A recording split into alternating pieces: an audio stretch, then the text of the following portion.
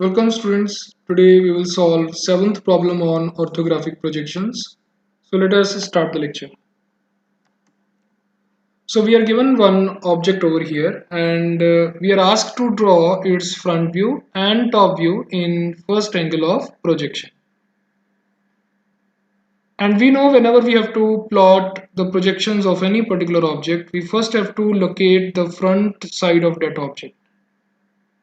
Now in this picture we are shown one arrowhead marked as X and it is pointing towards the front side of the object. It means we have to assume that observer is standing this side and this is the front side of this object shown.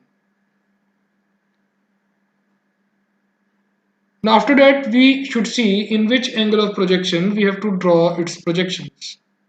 It is mentioned in the question that we have to draw in first angle of projection. So that means we have to assume that this object is lying in the first quadrant. So if this is the position of the observer and this is the front side of the object and object is lying in the first quadrant, that means the position of vertical plane will be behind the object and position of horizontal plane will be below the object. And before starting the discussion on its projections, let us see the dimensions also. We know if observer is standing this side, it means any dimension moving left to right of the observer will be called as length dimension. Any dimension moving in upward direction will be height dimension for the observer, and any dimension moving away from the observer will be called as width dimension. Okay, now let us start with the front view of this object. And we know when we look at any particular object from front side, we see only those faces which are either parallel to VP or inclined to VP. Now, let us start with its front view. So for that, let us first see how many total number of faces are there in this picture. We have face number 1, which is a curved surface. Then face number 2, another curved surface. Face number 3, which is inclined face. Why it is inclined? Because this diameter is bigger than this diameter. So this is inclined to VP. Then we have a parallel face, face number 4. Then we have some other faces in this object, face number 5, 6, 7. 7 is exactly similar to 6. Then we have top face, 8, 9. Then we have two holes, that is marked as 10 and 11 over here. And then we have a tiny face over here, which is a parallel face whose length is 4 millimeters and its height is 36 mm. And it is marked as 12th face in this picture. Okay, now let us see if we have to draw its front view, then how many faces we have to represent in the front view, or how many faces we have to consider as visible faces or hidden faces. Now when I will look at this object from the front view, then it is clearly visible that we have two cylinders in this object. So we have one cylinder over here and second cylinder over here. And we know if we have a cylinder which is in vertical position, and when we look at cylinder from front, the projection of that cylinder will be a rectangle, and the length of that rectangle will be equal to the diameter of the cylinder, and the height of the rectangle will be equal to height of the cylinder. So it is quite clear to us that when we will look at this object from front, we will see two cylindrical parts, and this is a cylinder of diameter 42 and its height is 24. It means in the front view I have to represent its projection as a rectangle, and the length of that rectangle will be equal to 42 and the height of that rectangle will be equal to 24. On the other side we have another cylindrical part, and this cylinder diameter is 64 and its height is 36. So when I will look at this cylinder from front, its projection will be a rectangle, whose length will be equal to its diameter, that is 64, and height of that rectangle will be equal to height of this cylinder, that is 36. Now apart from these two faces, face number 1 and face number 2, we have to show this face number 3 also in the front view. It is an inclined face, so in the front view we have to show this as a rectangular face of reduced length.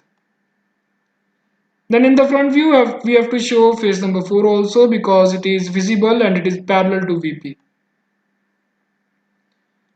Apart from these 4 visible faces, we have to show 2 holes also, that is marked as 10 and 11.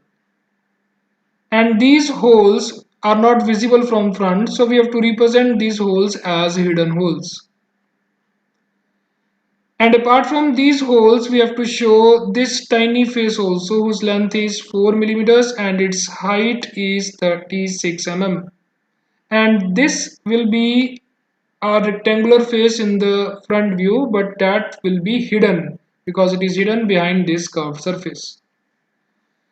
So we have concluded that in the front view we have to show 2 rectangles for these 2 cylinders, 1 rectangle for this inclined face, and we have to represent this face in the front view. Then we have to show these 2 holes as hidden holes. Then we have to show this tiny face as hidden rectangular face. Okay, now let us start with the drawing of face 1. We know it is a cylindrical part and its projection will be a rectangle of length 42 and height 24. So let us plot that rectangle. So we have drawn a length of 42 mm. Then from here we will sketch its height as 24 mm. Then we will again sketch its length as 42 mm. Then we will connect these 2 points with the vertical line of 24 mm. Now let us represent its center line also, because that will help us to locate other faces. So we know its length is 42 mm. So in the mid, that is at 21 mm, we will draw its center line. Now let us draw the drawing of second face. It is a cylindrical part. We know we have to draw a rectangle for this face. The length of that rectangle will be 64 and height will be 36. But before that we have to locate this face with respect to the first face drawn by us. Now let us see what is the relation between these two faces. You can see over here the distance between the centers of these two cylinders is marked as 100 mm. So what we will do in order to locate face 2, from the center line of first cylinder we will sketch another center line at a distance of 100 millimeters. Means with the help of scale, from this center line we will measure 100 millimeters. At that point we will sketch another center line. And another important observation we have to make over here, that base of both the cylinders is same. So what we will do, we will align our scale with this particular side of face 1, and what we will do, from the center line we will sketch the length of the rectangular face, that is face number 2. So what is the length of that rectangle? It is 64, equal to diameter. So we will align our scale with this edge, and from the center line we will draw 2 lines. One will be of 32 mm towards left, second will be of 32 mm towards right. So this total is 64 mm, which is the length of face 2, or for second cylindrical part. And we have kept the base same for both the parts. It is same over here in the picture. Now what we will do, we will sketch its height as 36. So from these 2 points we will sketch height 36 mm. Then from this point we will again sketch its length as 64. Then we will connect these 2 points with 36 mm height. So now you can see how we have located face number 2 with respect to face number 1. So we are ready with the projections of these two cylindrical parts of this object. Now next we have to draw the projection of this face number 3. And it is an inclined face. So let us see how much length we will see for this face from front, or how to represent this face in the front view. Now you can see this face has two ends shown. One is over here, second is over here. Now let us see what is the location of this end. So we have to observe it carefully. See the center line of this cylinder. If I sketch a vertical line from this end where this center line strikes this curve, then what we will find that this edge is starting from the center line of the first cylinder.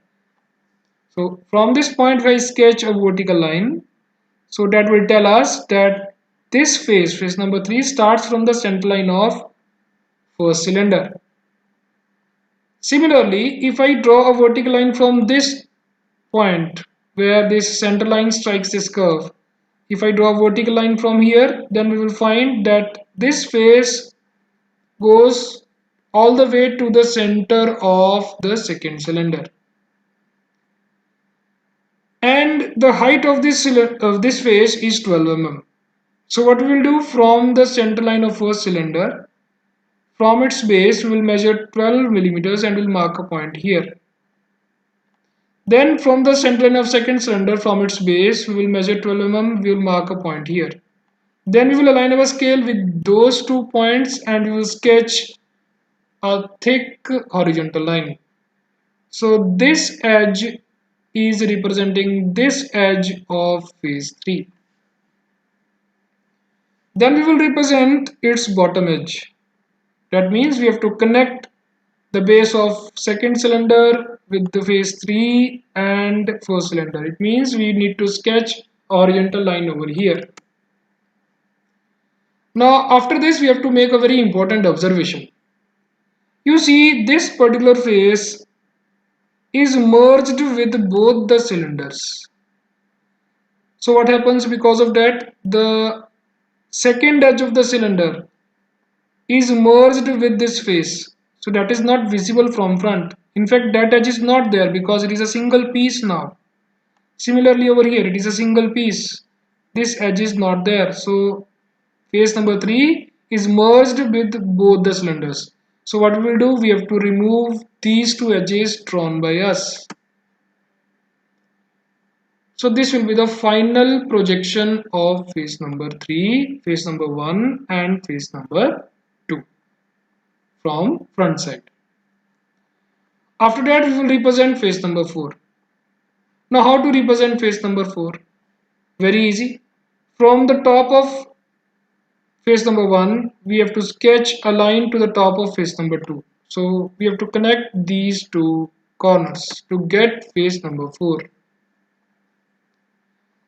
Now after this, what we will do? We have to represent holes. Now we have hole number 11 over here, and the diameter for this hole is 24 mm.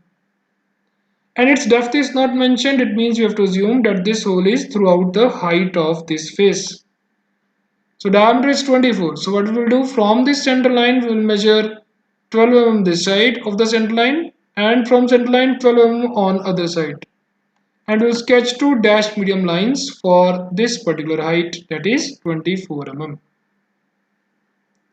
Now after this we will sketch the second hole marked as 10 over here.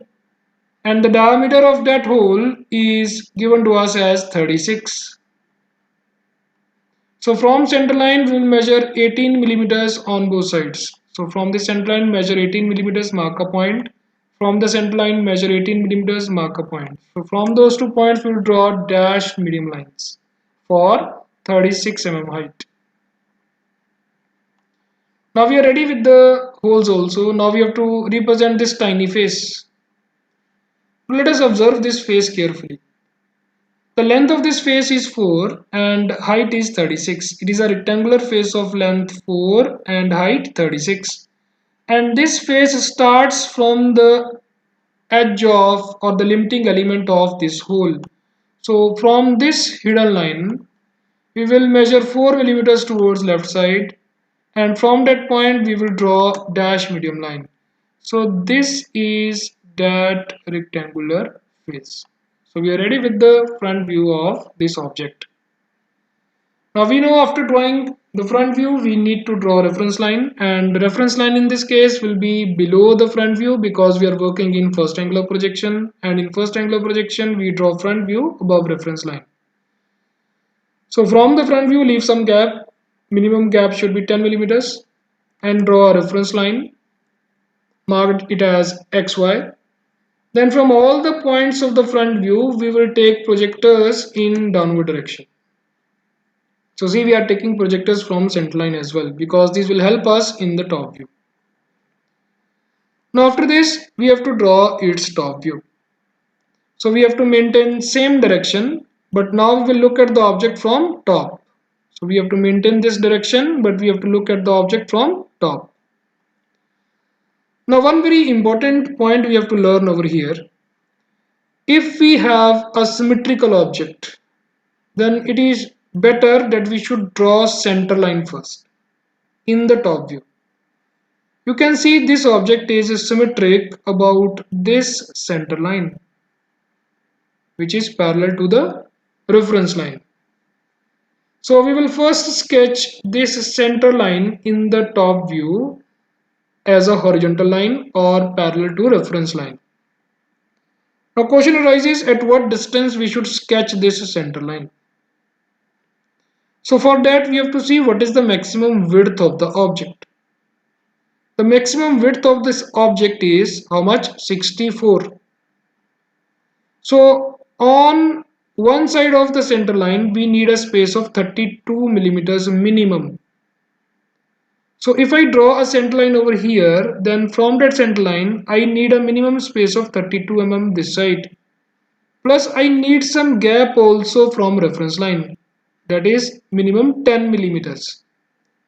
So it means whatever width we have for the object, take the half of that width, that is 32 in this case, add 10 millimeters to that width, which will be the gap between the object and the reference line, or between the projection and the reference line.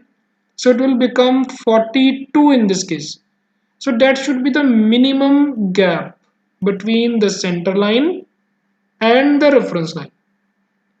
So in this case, minimum gap between the reference line and center line will be equal to half of the width 32 plus minimum gap of 10 millimeters between the projection and the reference line. So after leaving minimum of 42 mm, we will draw a center line.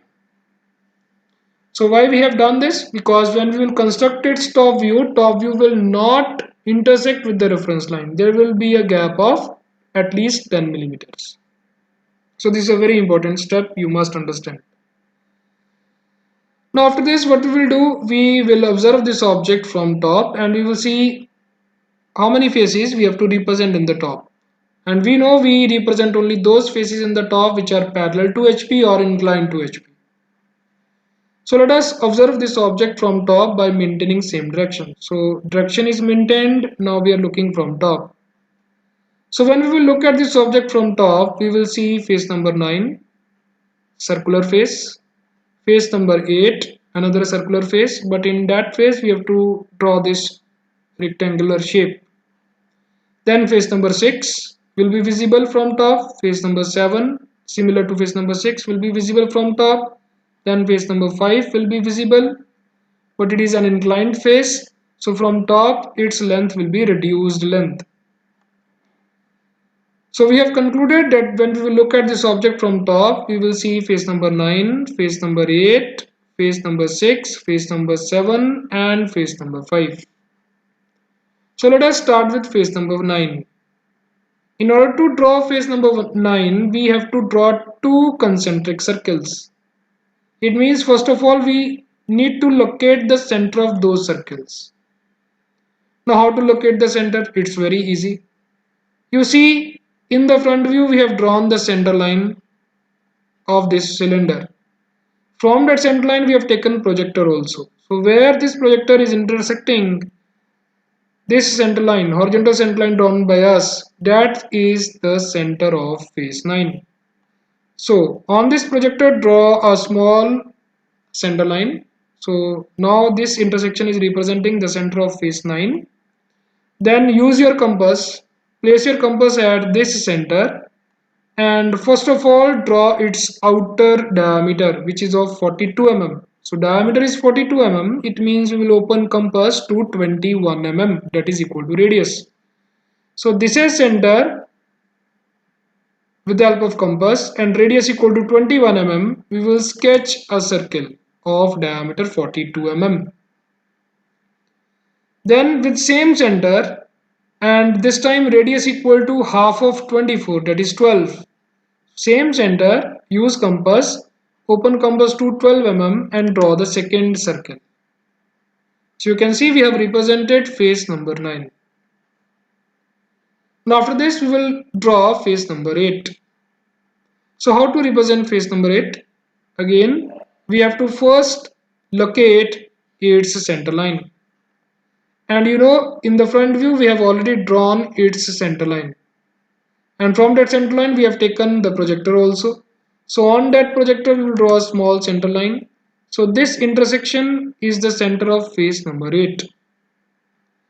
So we will put compass at this center and we will open compass equal to the radius of outer diameter, that is 32, because diameter is 64. So place your compass at the center and radius equal to 32, draw the first circle.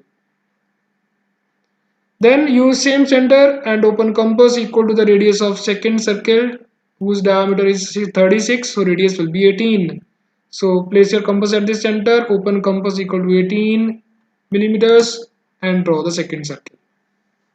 So we are ready with the face number 8 also.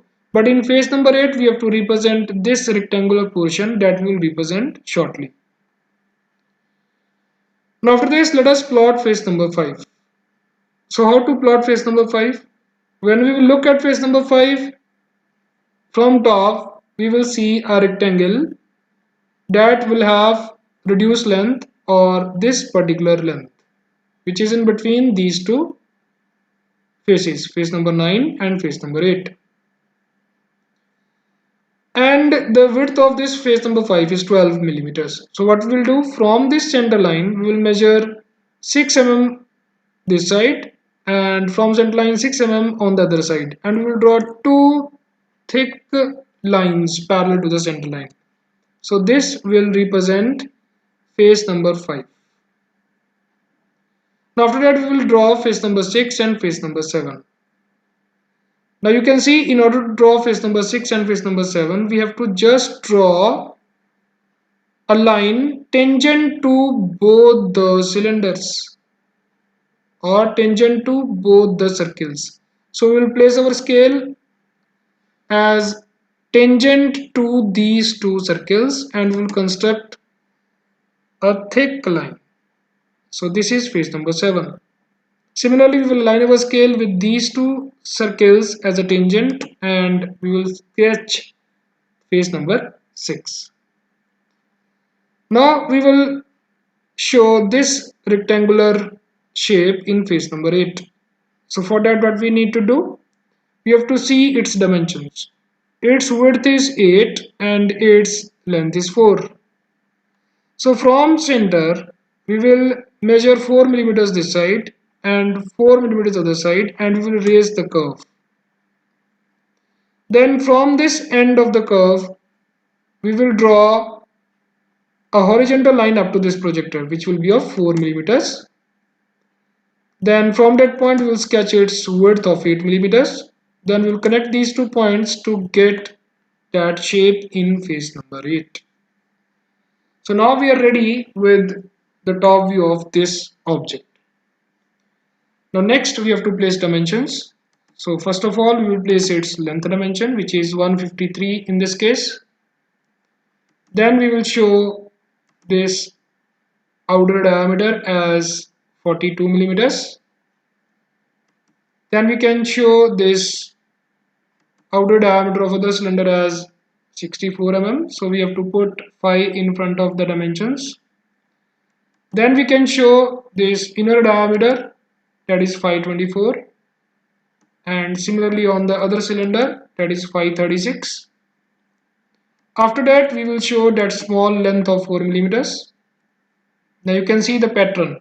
Over here length is very small, we cannot accommodate arrowheads inside, so we are using arrowhead of other dimension on one side, and we have drawn a horizontal line extended on the left side, and we have represented arrowhead outside and pointing towards the extension line, and on this tail we will place the dimension.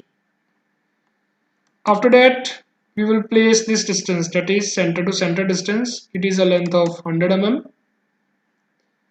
After that we will show width dimensions. So this is the first width dimension, it is of 12 millimeters. See how we are placing it. We have drawn one vertical line, arrowheads are outside the dimension line pointing towards the object line, and we will add a tail over here, and on that tail we will write the value, that is 12. After that we will place this small width of 8 millimeters.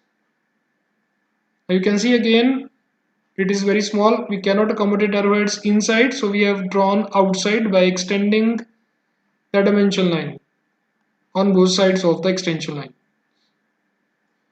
After this we will place the height dimensions. So total height is 36 over here. Then we will place this particular height of the smaller cylinder, which is 24. Then we have to show this height of phase 3, which is 12 millimeters. So now you can see we are ready with our answer, and I hope it is clear to you. Thank you very much.